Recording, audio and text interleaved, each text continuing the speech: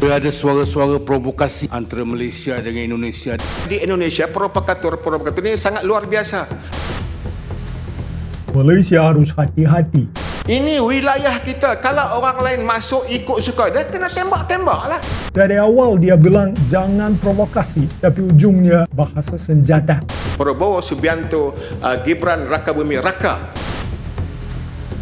Bermilion orang Indonesia di sini pun termakan.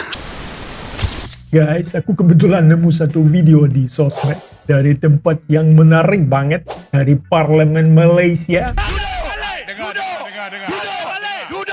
Nah, di situ bisa kerasa politik itu bisa panas beneran. Dan sejujurnya guys, banyak hal menarik di sana yang bisa kita pelajari.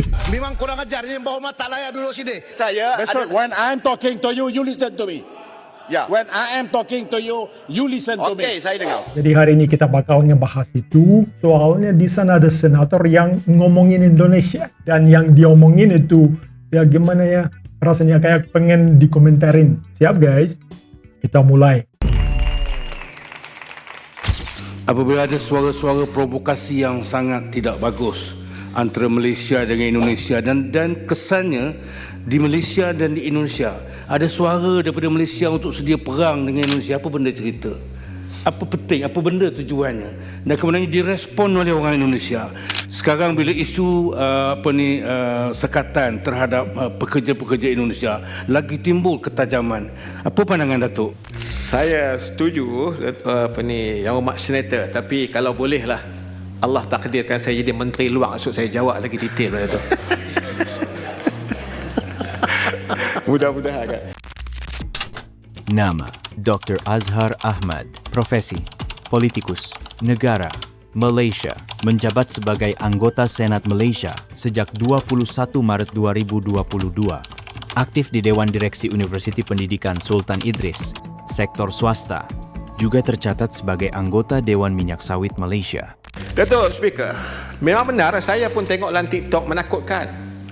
Tetapi kita jangan terpengaruh dengan provokator ini. Kalau kerana di Indonesia provokator ini sangat luar biasa. Datuk Speaker pun tahu bagaimana provokator yang boleh tak mau sebut lagi orang marah, yang boleh diupah untuk memperhangatkan isu dan sebagainya. Kalau saya tengok dalam TikTok, seolah-olah kita nak berperang esok.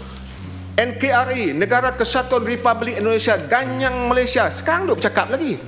Jadi guys, senator ini fokus ke Indonesia. Terus dia bilang di Indonesia provokatornya luar biasa. Bisa bikin isu panas di sosmed, kesannya kayak mau perang. NKRI, ganyang Malaysia. Katanya begitu. Nah guys, ini mulai nyantol. Tapi juga nyeleneh. Soalnya kenapa provokator selalu ditempelin ke satu sisi doang? Seolah-olah kalau rame, pasti gara-gara orang Indonesia. Padahal medsos itu dua arah dong. Jadi guys, intinya kita semua provokator. Aku bilang kita ya. Soalnya meski aku boleh, penonton yang ngikutin channel ini juga tahu. Di sini aku sering banget bahas soal bahasa, soal budaya, soal hal-hal sensitif. Jadi provokator. Tetapi itulah kebiasaan kita.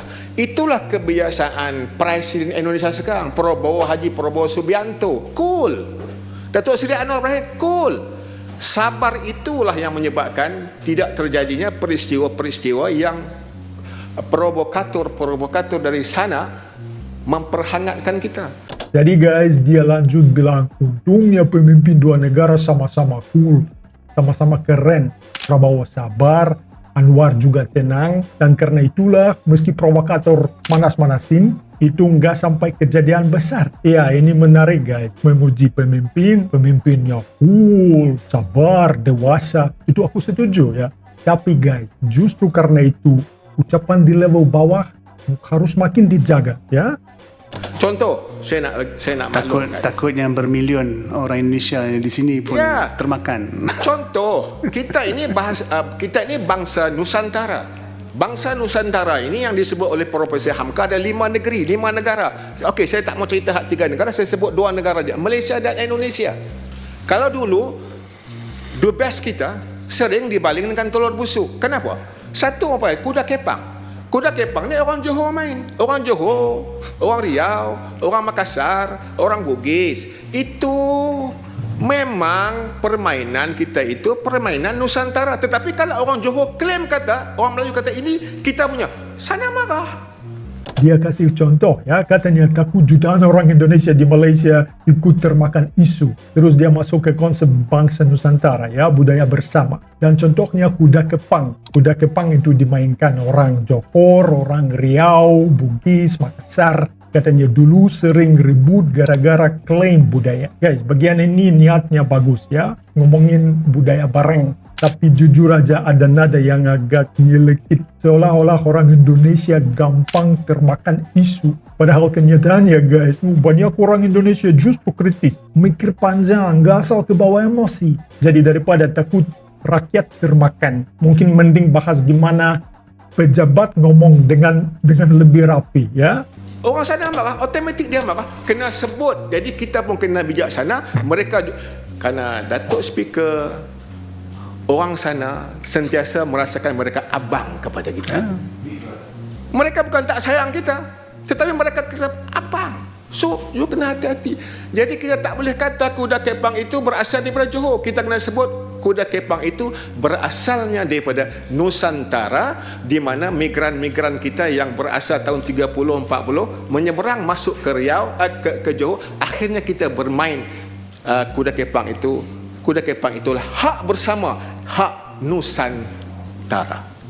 Dia bilang orang Indonesia itu ngerasa sebagai abang, bukan nggak sayang, tapi tetap abang. Jadi Malaysia harus hati-hati. Makanya budaya kayak kuda kepang itu jangan dibilang punya satu daerah, tapi milik Nusantara bareng. Nah ini bagian yang menurut aku guys paling krusial. Konsep abang adik itu mungkin dulu nyambung, tapi sekarang itu rasa sedikit problematik karena negara berdaulat itu setara, itu bukan keluarga yang punya hierarki ya. Jadi guys, meski mungkin niatnya mau damai ya, bahasa kayak gini lama-lama bikin jarak. Kalau mau hormat ya setara dong, bukan posisi atas bawah ya.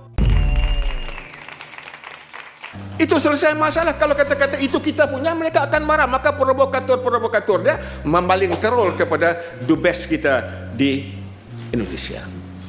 Jadi jangan percaya, jangan tomah benda-benda itu. Saya yakin kepimpinan kita di bawah Yang Amat Berhormat PMX dan juga Prabowo Subianto, Gibran Rakabumi Raka sentiasa memerhatikan benda ini. Walaupun ada kebencian itu yang diatur bagi membenci kita. Oke, katanya kalau nggak klaim macam-macam, masalah selesai. Provokator nggak punya bahan. Dia yakin pemimpin Malaysia dan Indonesia termasuk Prabowo dan Gibran terus mantau situasi meski ada kebencian yang diatur. Iya, aku setuju satu hal. Kepemimpinan itu penting. Tapi jangan semua dilempar ke kata provokator. Soalnya provokator itu hidup dari celah. Dan celah itu sering muncul dari ucapan pejabat sendiri. Kalau bahasanya bersih, provokator itu mereka ngos-ngosan cari bahan. Tetapi Datuk Speaker, kita jangan mudah minta maaf. Point. Kita jangan mudah minta maaf. Ini wilayah kita. Ini wilayah kita. Kalau orang lain masuk ikut suka, dia kena tembak-tembak lah. Ini hukum dia. Hukum negara, hukum wilayah, hukum undang-undang. Kenapa kita nak minta maaf? Bila kita minta maaf, akhirnya penguat kuasa kita susah untuk menjalankan tugas kepada negara. Oke, terakhir dia bilang jangan mudah minta maaf. Ini wilayah kita, kalau ada yang masuk sembarangan, ya ditembak. Itu hukum negara, hukum wilayah, dan kalau minta maaf, nanti aparat susah kerja. Nah, ini klimaks guys yang bikin aku sebagai bule angkat alis. Dari awal dia bilang jangan provokasi, tapi ujungnya bahasa senjata. Kayaknya kontradiktif ya. Negara kuat itu bukan yang gampang ngomong tembak. Justru negara pede itu tahu kapan tegas dan kapan menahan diri. Kalau semua diselesaikan dengan ancaman, ya wajar guys kalau orang luar ngerasa nggak nyaman. Itu jelas. Oke guys, kalau dipikir-pikir provokator itu cuma api kecil, tapi bahasa pejabat itu bensin yang mumpung masih bisa dikontrol. Mending pakai bahasa yang bikin hubungan lebih cair. bukan makin panas. Terima kasih udah nongkrong bareng aku, bareng Roomsoft. Jangan lupa like, share, dan subscribe to the channel. Terima kasih dan sampai jumpa di video selanjutnya. Paka-paka.